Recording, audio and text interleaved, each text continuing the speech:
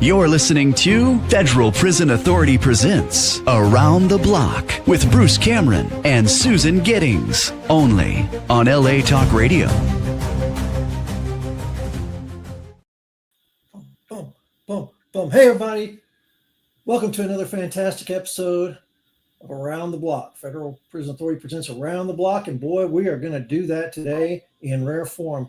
Yes, we are. Got a few announcements to make. Just a few real quick. Today's episode is brought in part by USP Beaumont. Back in our day, it was Bloody Beaumont. Ooh. United States Penitentiary Beaumont. Man, I was TDY there a couple of times, and man, very memorable experiences in a place where it's just, and you worked in a penitentiary, Susan. It's not a complex, but it was definitely a learning curve. It was a learning curve. I had transferred to the penitentiary after having worked in a camp with men, and then transferred to Carswell, working with low security and minimum security females. So to go from that environment to a USP was a shocker. Quite an education. And I was like 10 years into my career at that point in time. So it wasn't like I was a rookie. Right. Another announcement. What is this? This is the National Association of Criminal Defense Lawyers magazine, The Champion. That's what this is. A lot of federal attorneys, this is what they live and die by. What is in here? Well, let's see what's in here. Why? It's us. It's our book on classification. They love it so much. They say, hey, you know what? Would you be willing to run an ad in our? Sure. Why not? Spread some good word on how to write these pre-sentence or prepare for these pre-sentence reports, and so that the attorneys can understand the ramifications of these reports and how the Bureau of Prisons is going to understand them, rate them, judge them, and classify their clients after the gavel is slammed and all that good stuff. So, awesome. All righty then. We got an action package. Go ahead, Susan. I was going to say, I just joined NACDL, and with you, you've been with them for a while. I just joined them, and seeing some of the questions the attorneys are asking and not realizing what the policies are and what the rules are. There was just really quickly, there was a post on a compassionate release, and several of the lawyers were kind of unhappy with the fact that at a given institution, the individual had staff members writing him letters of reference to support his compassionate release, reduction in sentence. And the U.S. attorney and the court were not happy with that. And they didn't realize that they're actually prohibited from doing that. That's actually a violation of policy. And that is not how that's supposed to work. And so they were completely oblivious. We were able to put in a link to the policy with the information. And we're actually surprised the Bureau takes it so seriously of how, information is conveyed to the courts that it is actually a code of conduct issue for staff members to do that. So. Right. Yeah. And I'm so glad that you're on board, so that now you can provide more real-time responses to these thread comments. And now there's two of us checking the thread comments, and we're really able to weigh in with correct, timely information.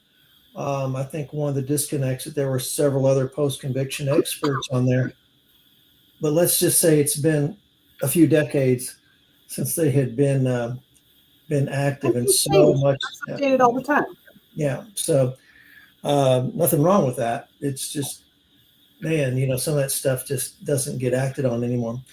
Well, all right. Enough of the announcements. Good stuff there. Glad that you're aboard. So the memo, you want to start with the memo, or you want to start with the new director?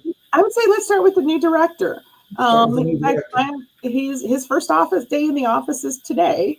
And it's good that they got a director in place so quickly.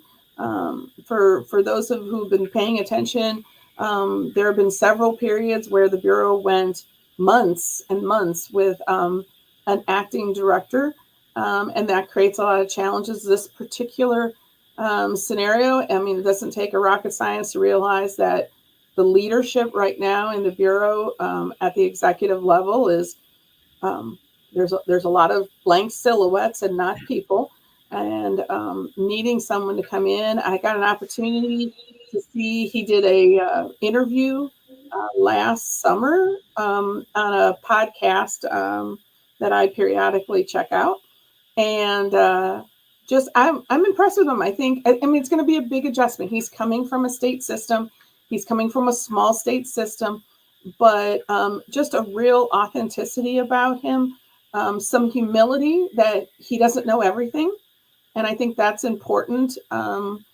Coming into, unless you were born and bred and brought up through the Bureau is different in a lot of ways from any state. I mean, in states, the correctional officers are sworn law enforcement, and they are completely separate from the civilian personnel, case managers, teachers, psychologists, and such. Where that's completely different in the Bureau. And there's other things that the Bureau as a federal system just does differently. So there's definitely a learning curve. But yeah, I was impressed with him. And, he understands and values the importance of programming for the incarcerated population, and I also understands the importance of the staff side issues. There was a comment in one of our threads about, oh, he's pro law enforcement and anti-inmate. Well, no, because if you're pro law enforcement, you're pro the system, and the system means providing programming and resources to the incarcerated population, supporting rehabilitation, and the reentry initiatives. So I think you can be supportive of your staff and supportive of programming at the same time. The two are not mutually exclusive. You can be a federal prison consultant and be a former BOP staff member. And a former BOP staff member at the same time, yes. So, but yeah, no, I think it's going to be, I'm hopeful for the agency. They need some good leadership, some strong leadership, and there's a lot of things that they got to do. Now, you just left last year, or it was last year. Do you feel that, because you know a lot of the people that left, I mean, does he have enough people around him to give him good guidance? There are a lot of good people, and I mean, this is a tough time for the Bureau. I'll be really honest. I'm talking to friends, and there's a lot of stress. There's a lot of anxiety about, how things are moving forward. And I think it's real easy to forget that these are people, and they've got lives and families, and this is a career that they've committed themselves to, and things are just feeling very chaotic right now. But the reality is, for him to succeed, Congress is going to have to step up. When the Bureau can't compete, an entry-level correctional officer, and can't compete against Walmart hiring, and that's a real problem, particularly on the West Coast, where the cost of living is so out of control. Even with the locality pay, it's just not enough. And if your avocation in life is to be a case manager or a correctional officer or any of the positions, like you can be law enforcement in the community and not coming into a penitentiary every day where you can be stabbed. Law enforcement on the street, have a different level of support and defensive protections than our correctional officers inside. If you're a psychologist or drug treatment, you can go into a nice, pleasant rehabilitation, therapeutic community on the street, or you can come in and run a residential RDAP program in a penitentiary. It's a different world, and they've got to do some stuff with the pay structure. That's a reality. Yeah. So we'll see what happens. I mean, bless his heart, he's got a lot to do.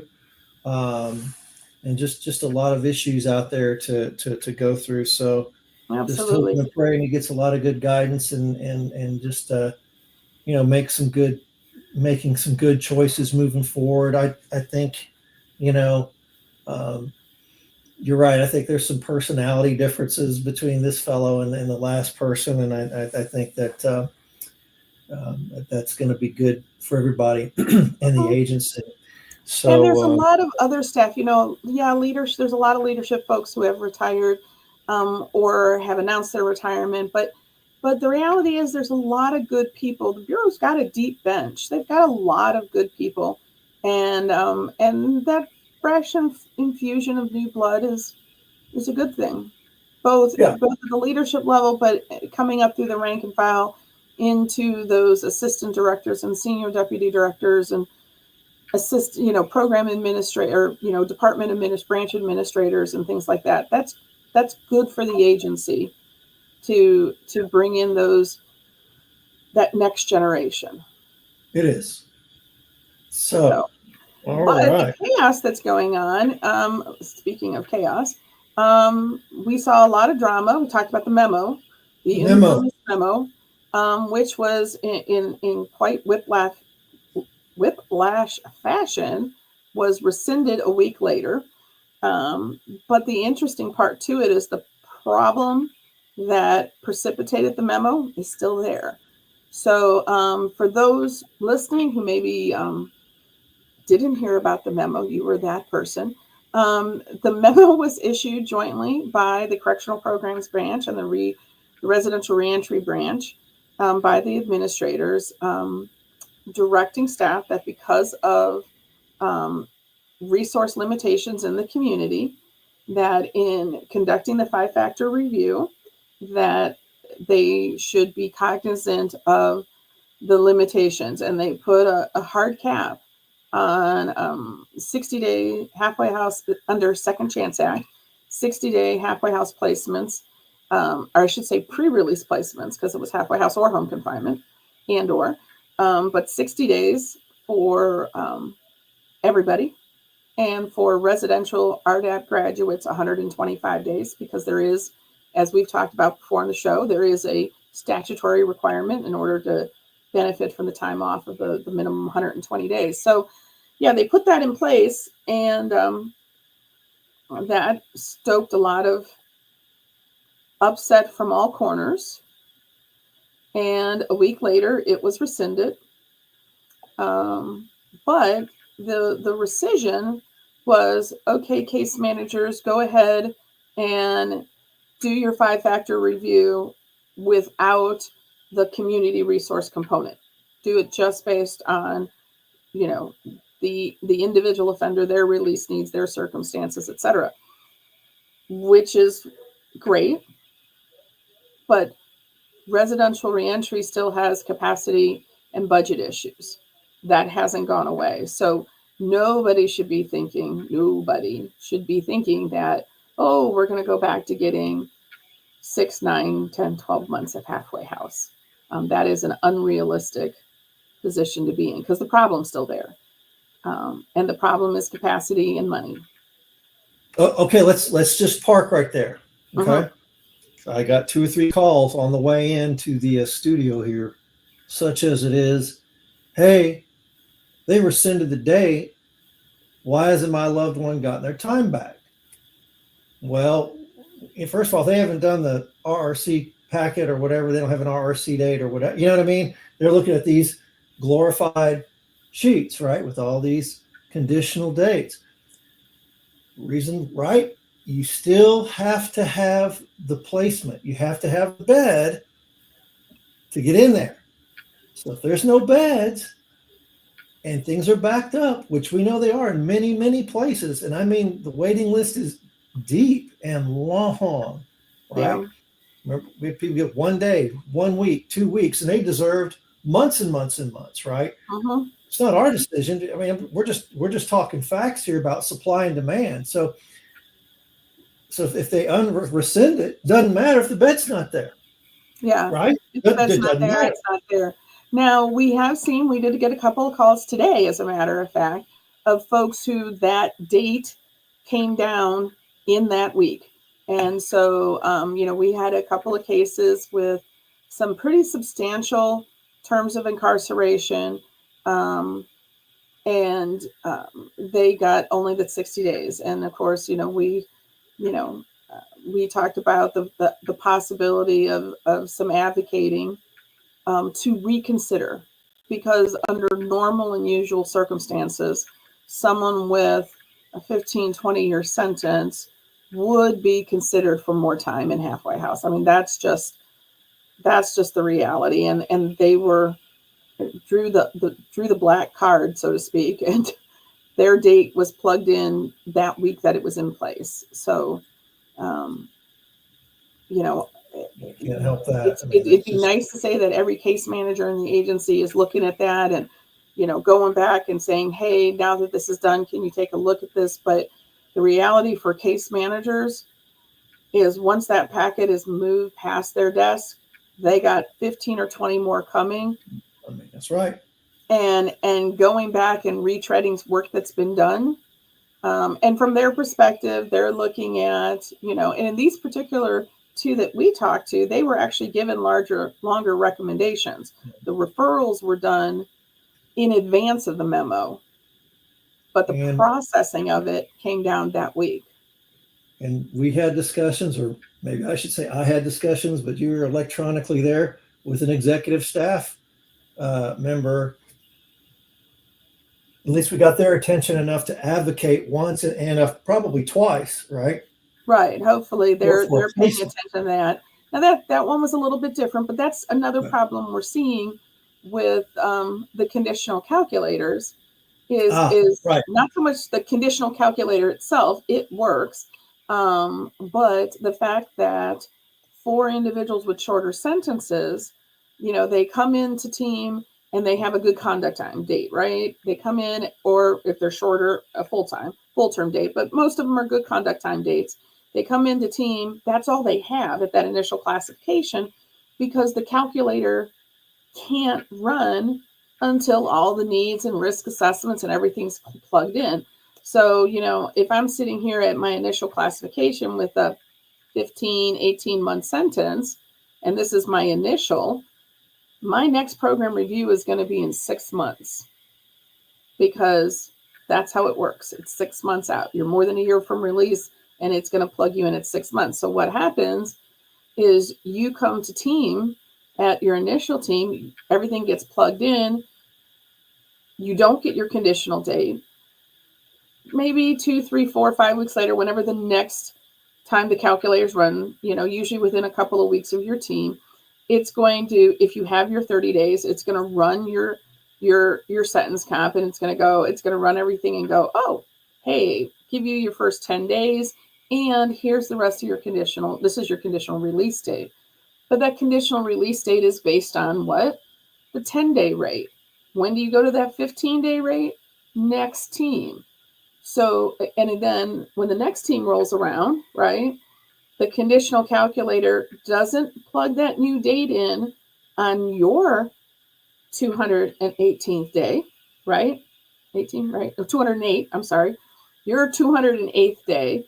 It plugs it in when the time credit calculator runs next. So you have to pass the 208 in order to get the 15 days, and then they plug in the new date.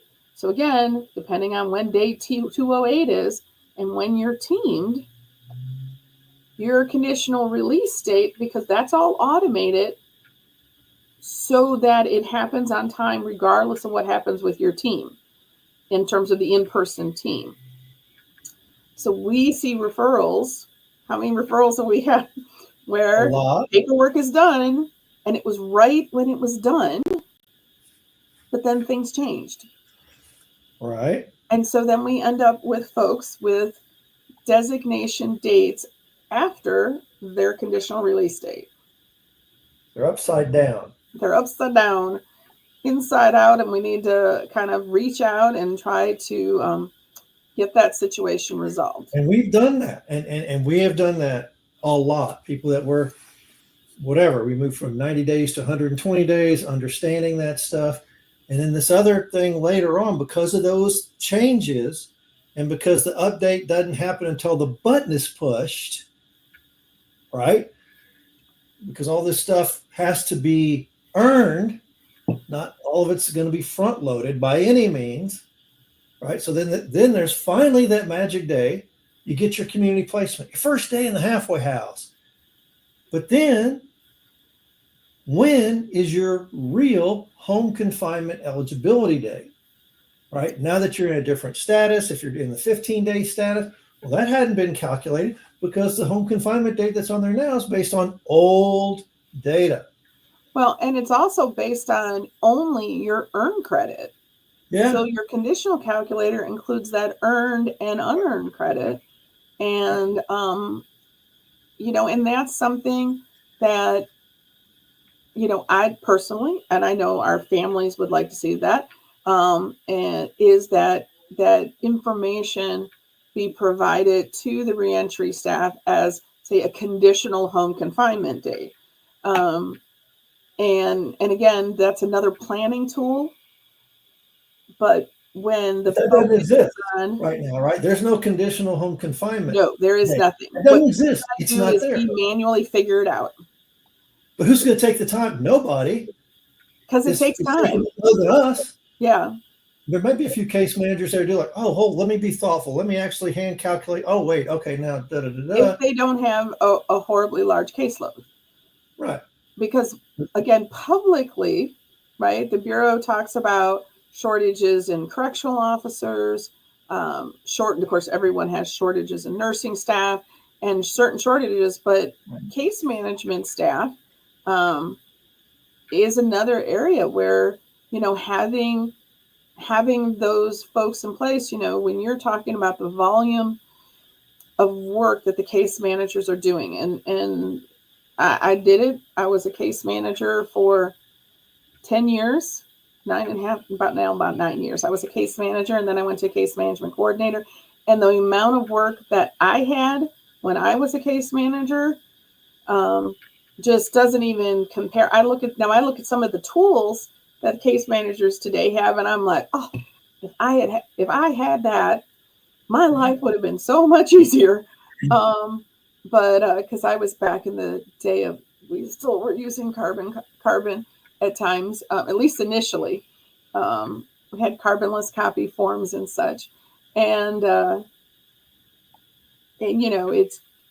they've got more on them. They do have more tools, but they also have more data and more information coming at them at a faster pace.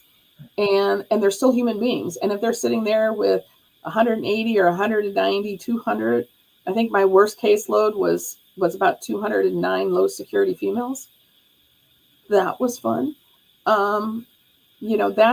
That's really stretching the limits of what you can do in 40 hours. Right. So.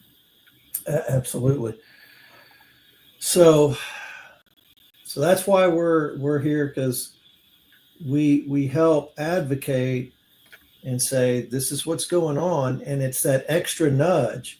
Because if the case manager's got them a date and got them an RRC date, that's it, man.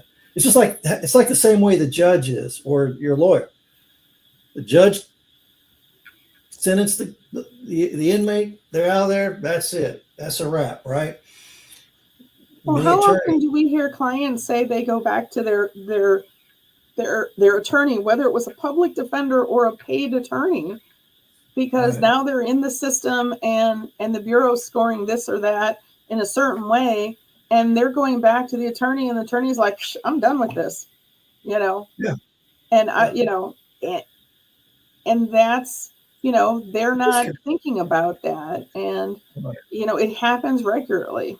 All right. And so that's a level of service that, we're not doing legal services by any means, but this advocacy on knowing and us being able to understand how this works. This should be happening. This should be happening. It's just about elevating, elevating the person's name.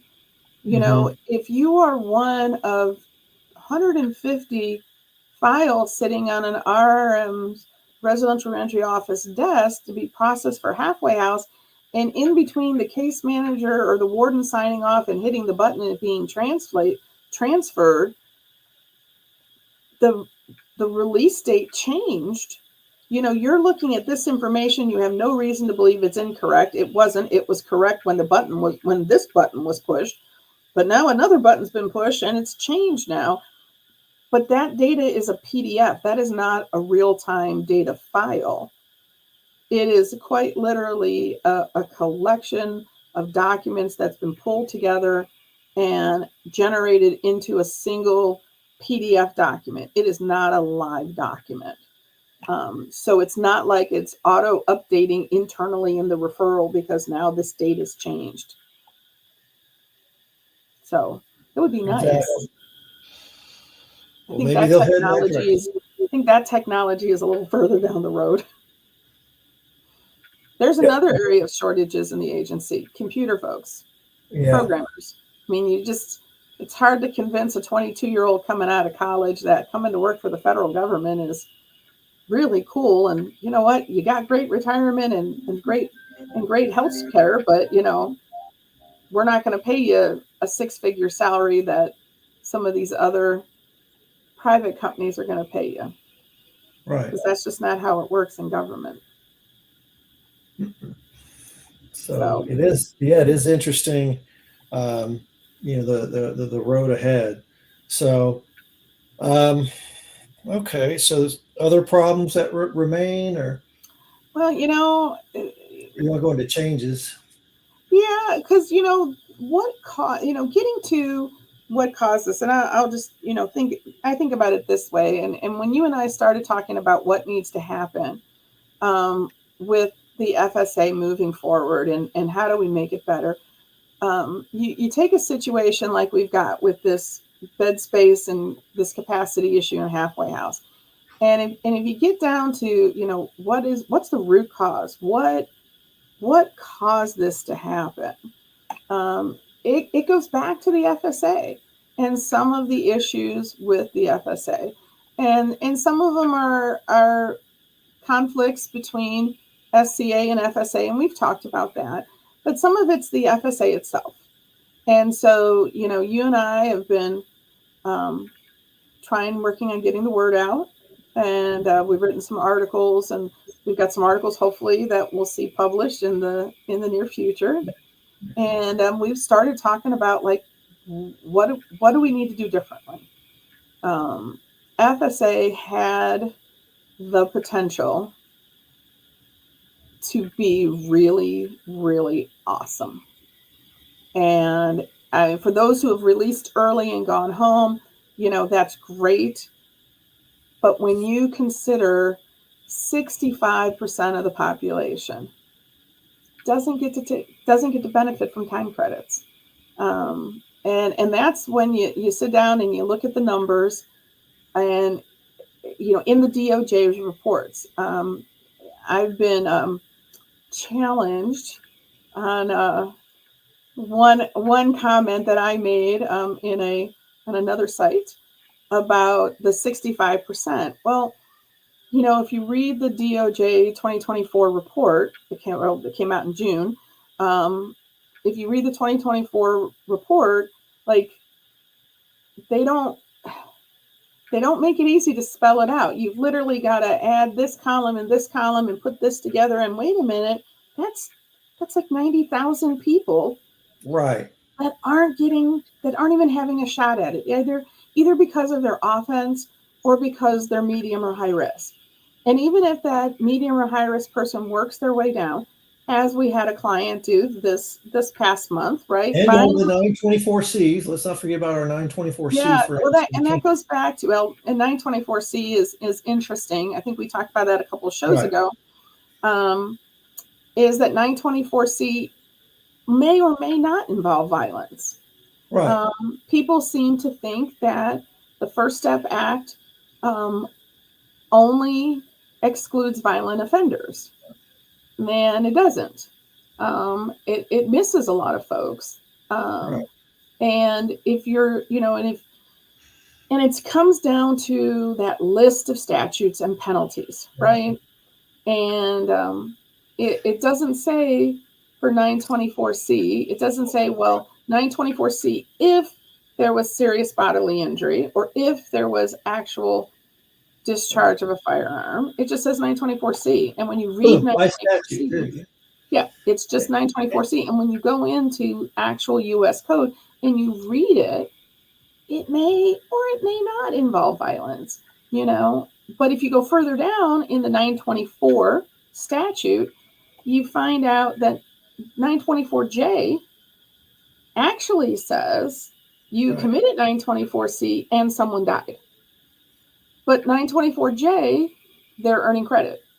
Right. You know, there's a variety of cases like Right. that. And that's, don't kill the messenger here, folks. I think, probably that was like, oh, Susan Giddings believes that people should be helped. No, it's just, it's the numbers. We're looking at the numbers. We're looking at the facts. The facts is that there's more people that could be positively impacted by the First Step Act that aren't being impacted, that are being left behind.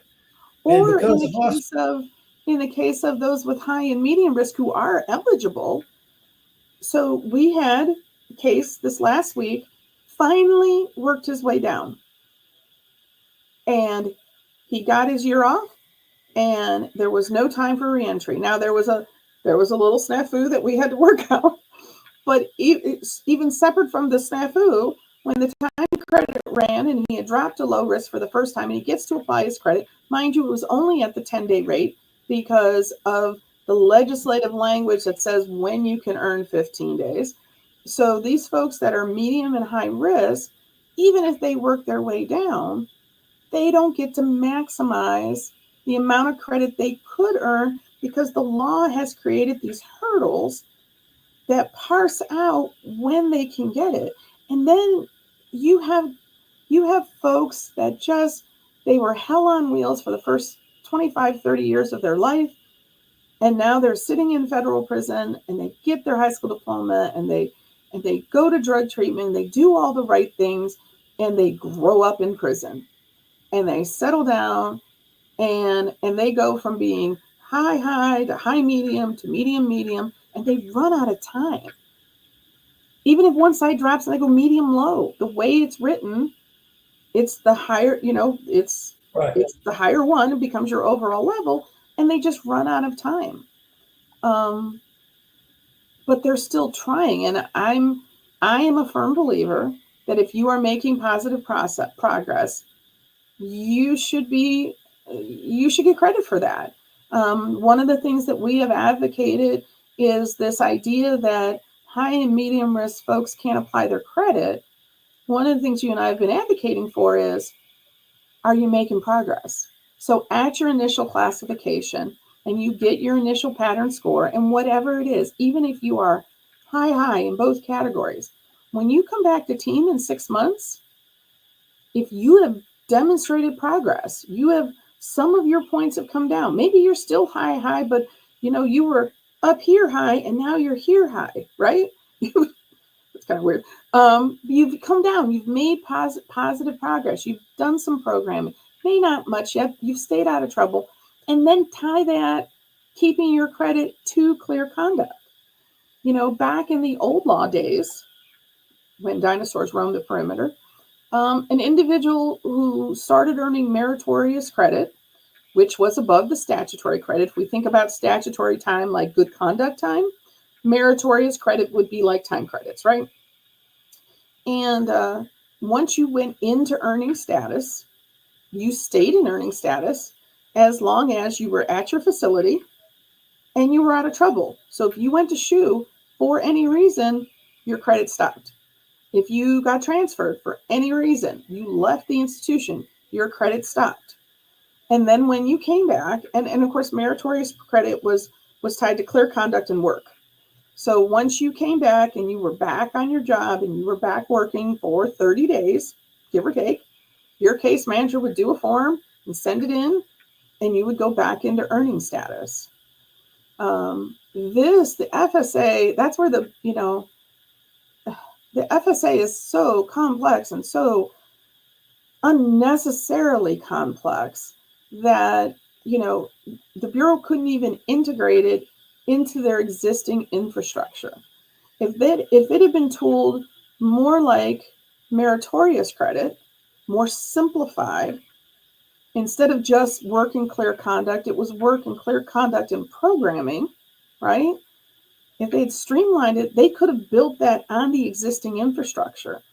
Instead, they had to build a completely separate application that has to receive data, turn it around, process it, calculate time credits, and then import it back into the system to apply it to a release date. And then people want to wonder why it takes such a long time for changes to occur.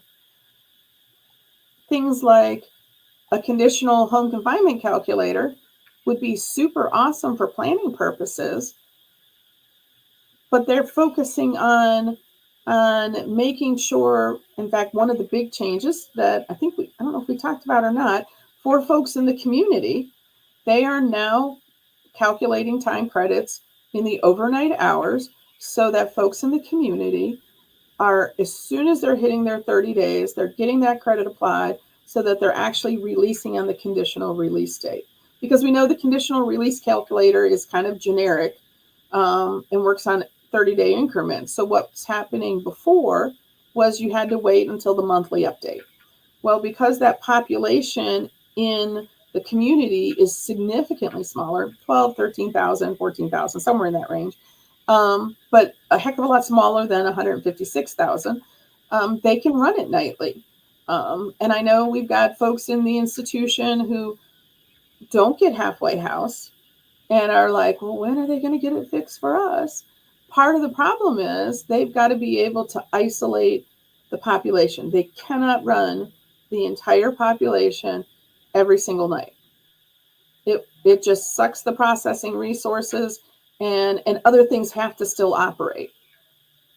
So yeah, so they're looking at that, but it's because of they built this, the law created such a complex, sometimes conflicting information system that it just is sucking resources. And it's the administrative, and I know maybe from the incarcerated population and their families, they don't care about that administrative burden. But the administrative burden on the agency is drawing resources away from case managers and psychologists and other treatment specialists to provide programming because of this administrative, the paperwork side of the keying and the updating and the entering and all of this stuff. And are you eligible to apply? Or you're eligible to earn, but you're not eligible to apply. And, it's crazy. And I think, here recently, I won't name names, but you and I were approached by some government officials at a high level, and we gave them some feedback. And it's so, and I hope and I feel that they want to continue the dialogue and the discussion with us on how to fix this, because you and I are without the lens of a political agenda. First Step Act is designed to do this. Let's fix it so it does what it's supposed to do. Yeah, absolutely. There's no political agenda. Like, here it is. If you got something coming, you should be able to get it, right? And and it's those highest risk folks, right? Those are the ones we want to incentivize. Right. Those are the ones that should be incentivized to a level that they would just have to be plain off their rocker not to take advantage of it, right? And that's important. When you consider, resource dollars, right? There was a column, shall not name names, that suggested that because the residential drug abuse program allows individuals to earn up to a year off based on completion, right? It's been in place for decades. That they should expand the criteria to the RDAP program to allow individuals who don't have a substance abuse history into the program so they could get the year off. Okay, aside from the sheer stupidity of that statement, it is a drug treatment program. The Bureau is one of the largest, if not the largest, provider of residential drug abuse treatment in the country. People don't realize how many people are coming, either starting, complete, or participating or completing the drug abuse, the residential program. And that doesn't count the non-res program, right? How many people are coming through? Why would we take beds from individuals with substance abuse histories who need the treatment just so this person over here can get 12 months off their sentence? The point is for treatment. What I'd like to see is an expansion of completion credit. I look at our penitentiaries. Every penitentiary in the Bureau offers a challenge program. It is a residential program. It is modeled after the RDAP program in terms of it's a CPP program, CBT program. It's very identical in that, but it's for individuals at the penitentiary level, not necessarily with substance abuse issues, but dealing with some anger and some hostility and some violence issues, as you would expect to find in a penitentiary. They are seeing positive results, just like the RDAP program. I would like to see completion credit for early release benefit extended to them on the condition they remain free of serious misconduct for the remainder of their incarceration. Right. Why wouldn't we? However, RDAP was linked to a political agenda. RDAP was the last vestige of the war on drugs. And then they had this whole thing going on with all these offenders coming in. We had crack powder, we had all kinds of stuff going on in the 90s, right? And RDAP was in its early mid kind of heyday then, even in the late 90s. And so then that's why 3621E came into being, right? Out of those kind of war on drug policies, because there was so much in enforcement. Well, then what are you going to do on the backside of that? But it's successful. If you look at the RDAP graduates and you compare them to non-treatment, I'm just saying, yeah, who's going to back? And look, hopefully there's somebody that would back these penitentiary folks or say, hey, we're looking at overall, helping recidivism rates for folks with a history of violence, let's say. And that's the cause. And here's this program. And here's this reward for this program and successful completion. So just, has to have that kind of 1, 2, 3 flow to it. Hey, and you know what? I hope we get there. I would love to see more opportunities, not less. And it doesn't necessarily all have to be toward early release.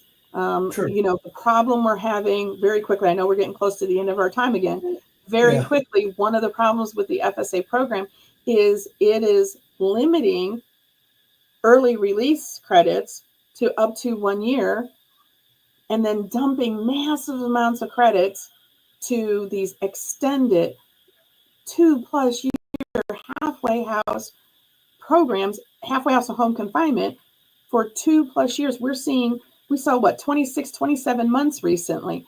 And that is not what pre-release placement was for. I would rather see, honestly, a cap on halfway house, extend the amount of early release credit an individual can have as a function of their sentence or their time served. So if they're looking at 10, 15, 20 years and they're making good time, they're doing the programming, they're staying out of trouble.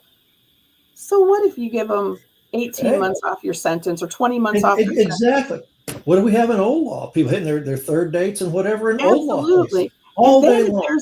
And if there's extra credit still after that, after they've hit this, some function of their sentence and a year, put the rest of that time, give them the third door that they don't have right now, and give them that remaining credit can be sent over, notified to probation, and then with the consent of probation and the courts, terminate supervised release early. Again, if you're doing well in supervision, you're doing everything you're supposed to be doing, why do we need to have someone on supervision for 5 years?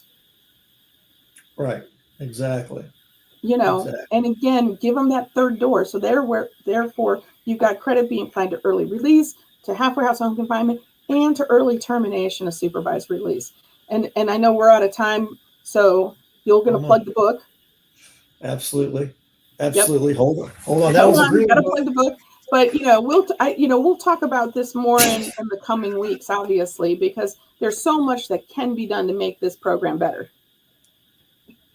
All right. This is for your First Step Act, okay? Please have this sent into the institutions to your loved ones. Please read this, okay? Excellent information. If you're about ready to go into federal prison and your pre-sentence report hasn't been written yet, you may want to look at this. You want to have your attorney purchase this book as a valuable resource, because that pre-sentence report is the Bible. It's the gospel, what they're going to be going by for the duration of your BOP custody. Right. And the biggest bang for your buck is in pretrial, in that pretrial period, pre-sentence period.